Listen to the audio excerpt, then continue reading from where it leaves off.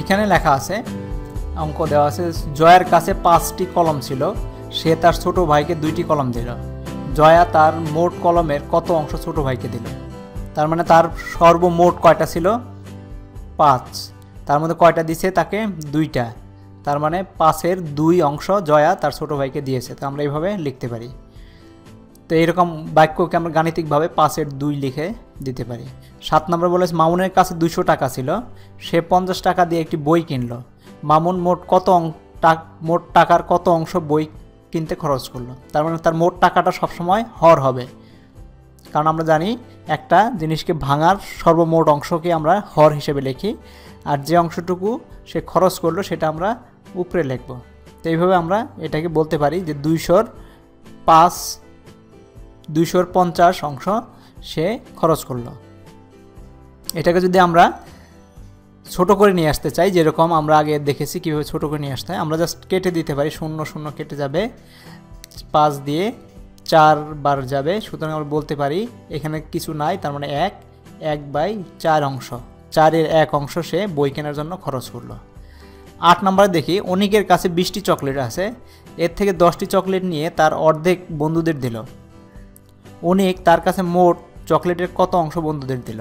তার কাছে 20টি চকলেট আছে, তার মধ্যে 10টা দিছে, 10টা চকলেট নিয়ে তার অর্ধেক দিছে তার বন্ধুদের, তার অর্ধেক মানে 5টা দিছে। তো আমরা বলতে পারি সে বন্ধুদের দিল, মোট চকলেট লিখবো আমরা, মোট চকলেট সমান সমান 20, আর তার থেকে সে 10টা নিছে, 10টা নিছে মানে হচ্ছে সে 10টার মধ্যে 5টা দিছে, তার অর্ধেক মানে হচ্ছে /2 দিয়ে যদি ভাগ করে অর্ধেক পাবো, 5টা দিছে। তাহলে আমাদের কত অংশ দিল সে আসলে দিল 20টার মধ্যে থেকে 5টা, 5/20 এটা দিল, অথবা আমরা 5 দিয়ে আমরা এটাকে ভাগ করে কেটে দিতে পারি, এটা হবে 1 আর এটা হবে 4, তার মানে 4-এর 1 অংশ সে তার বন্ধুদের দিল। 9 নম্বর হচ্ছে, রফিক সাহেব তার 3 বিঘা জমির 2 বিঘা গাঁদা ফুল, বাকি জমির অর্ধেকে রজনীগন্ধা ফুলের চাষ করলেন। তিনি কত বিঘা জমিতে রজনীগন্ধা ফুলের চাষ করছেন? এটা আমাদের বের করতে হবে। তার মোট জমি হচ্ছে 3 বিঘা, 3 বিঘার মধ্যে 2 বিঘায় গাঁদা ফুল, আর বাকি জমির অর্ধেকে রজনীগন্ধা ফুলের চাষ করলেন। বাকি জমি থাকলে কত?